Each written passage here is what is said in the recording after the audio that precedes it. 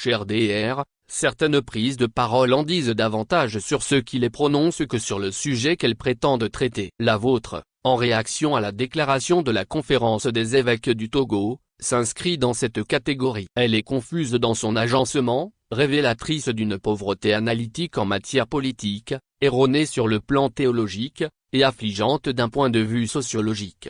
Vous accusez les évêques d'une supposée immixtion dans les affaires publiques. Il convient de vous rappeler une vérité fondamentale. La doctrine sociale de l'Église catholique, notamment enracinée dans l'encyclique Rerum Novarum du pape Léon XI, invite explicitement les prêtres à intervenir dès lors que la dignité humaine, la justice sociale ou la paix sont menacées. Loin d'une intrusion, leur positionnement relève de leur mission évangélique. Si un principe traverse la tradition catholique, c'est bien celui selon lequel l'Évangile s'incarne dans les réalités concrètes sociales et politiques des peuples. Le silence de certains pasteurs et imams face à l'injustice que vous semblez cautionner sans gêne ne serait pas signe de neutralité, mais plutôt une trahison de leur ministère. Il est regrettable, pour ne pas dire consternant, qu'un docteur en sociologie fasse preuve d'une telle ignorance du rôle historique de l'Église dans les processus démocratiques en Afrique. En République démocratique du Congo, la conférence épiscopale, SANCO, a été l'un des derniers remparts face aux manipulations électorales. Au Bénin, c'est l'archevêque Isidore de Souza qui a présidé la conférence nationale ayant donné naissance à la démocratie béninoise. Et au Togo, c'est Monseigneur Kepotzero qui présida la conférence nationale souveraine, début de la démocratie. Faut-il vous rappeler que la médiation ayant conduit à l'accord RPTUFEC fut rendue possible grâce à la communauté Santegidio, une structure d'église. La diplomatie que vous admirez chez le président Faure Gnassingbé s'est construite en partie grâce à cette médiation. Le professeur Robert Duss, aujourd'hui ministre des Affaires étrangères, doit d'ailleurs son ascension politique à ce rôle ecclésial de médiateur. Mais réduire l'engagement de l'Église à son apport politique serait oublier l'essentiel. Depuis des décennies, l'Église catholique construit des écoles, des collèges, des universités, des orphelinats, des centres de santé, des intersections de paix et d'humanisme au cœur même de nos communautés. Le président Faure Gnassingbé lui-même, dont vous brandissez la foi comme argument d'autorité, a été formé dans une école catholique, comme nombre de ses ministres influents. L'Église n'a pas attendu vos tribunes pour s'engager dans le social, elle y est enracinée, jour après jour, sur l'ensemble du territoire.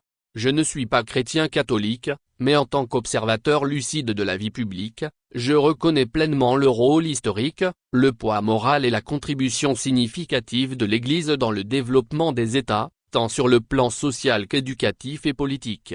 Les évêques, en tant que citoyens à part entière, ne peuvent être réduits au silence face à la gestion de la chose publique. Leur engagement dans le débat national est non seulement légitime, mais également nécessaire pour éclairer les consciences et promouvoir le bien commun. Il ne revient pas à un sociologue de leur dénier ce droit fondamental. Si ceux qui sont censés éclairer la société s'égarent ainsi, que peut-on attendre du citoyen ordinaire? Là où les hommes se taisent par peur, les pasteurs doivent crier de Martin Nimot Trémalier. Vous évoquez la séparation de l'Église et de l'État avec une légèreté qui trahit, hélas, une confusion inquiétante entre laïcité et exclusion. La laïcité interdit à l'État de privilégier une confession religieuse, mais elle ne saurait interdire à une Église de s'exprimer sur les affaires publiques. Cette méprise fondamentale jette une ombre sur la rigueur académique que votre titre devrait pourtant impliquer. Quant à votre reproche selon lequel les évêques n'auraient pas consulté les fidèles, il révèle une méconnaissance profonde du fonctionnement ecclésial. L'Église catholique ne repose pas sur une logique électorale ou délibérative de type coopératif. Elle n'a nul besoin d'un mandat explicite de ses fidèles pour rappeler les exigences évangélique de justice,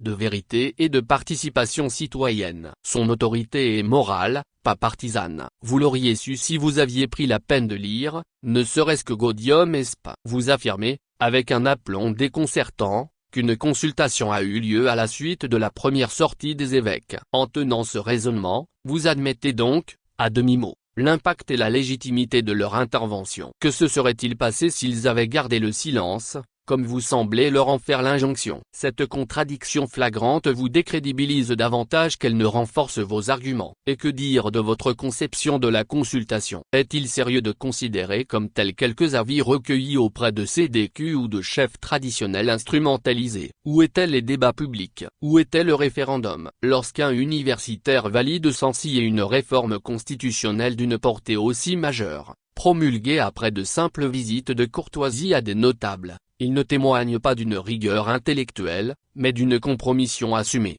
Vous vous égarez ensuite dans une digression maladroite sur la foi du président de conseil, qui l'a mise en cause. Incapable de vous saisir du cœur du propos épiscopal, vous préférez vous épancher sur la piété du président Faure, à qui vous faites les yeux doux. Depuis quand la participation à une messe de Noël vaut-elle certificat de vertu républicaine? Être chrétien n'exonère en rien de la critique politique, et ce n'est sûrement pas à un sociologue qu'il revient de sanctifier un régime en invoquant ses rapports avec le Vatican. C'est non seulement risible, mais aussi dangereux. C'est là un glissement de fonction, où le savant devient courtisan. Votre dernière attaque, d'une vulgarité intellectuelle difficilement excusable, recours aux accusations infamantes de pédophilie et de spoliation pour discréditer une institution entière. Ce n'est pas là le débat. Vous généralisez les fautes isolées pour mieux occulter les dérives systémiques d'un régime que vous défendez avec un zèle suspect. Où étiez-vous lorsque Monseigneur Capozzaro, que vous semblez soudainement redécouvrir,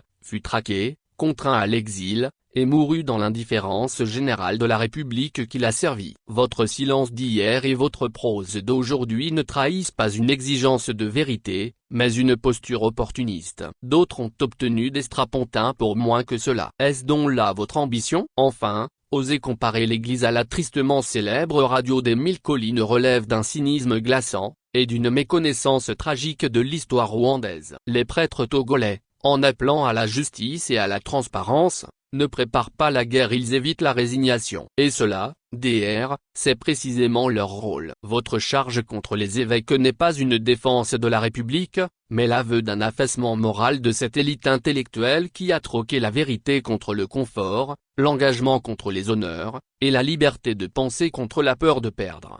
Comme je l'écrivais dans mon éditorial Le siècle du miroir, vous tentez de museler ceux qui, demain, relèveront la dignité du peuple. Vous avez signé un texte contre la conscience. D'autres, en silence, bâtissent l'histoire. La prochaine fois que vous envisagez une sortie publique sur un sujet aussi sensible, touchant la moelle des citoyens, pensez que les avertis vous lisent et pas seulement vos adeptes ou vos abrutis. Si ce que tu veux dire n'est pas plus beau que le silence, alors tais-toi. Ce sage conseil aurait pu vous épargner bien des dommages. Avec toutes mes civilités, Ricardo Aguzzo.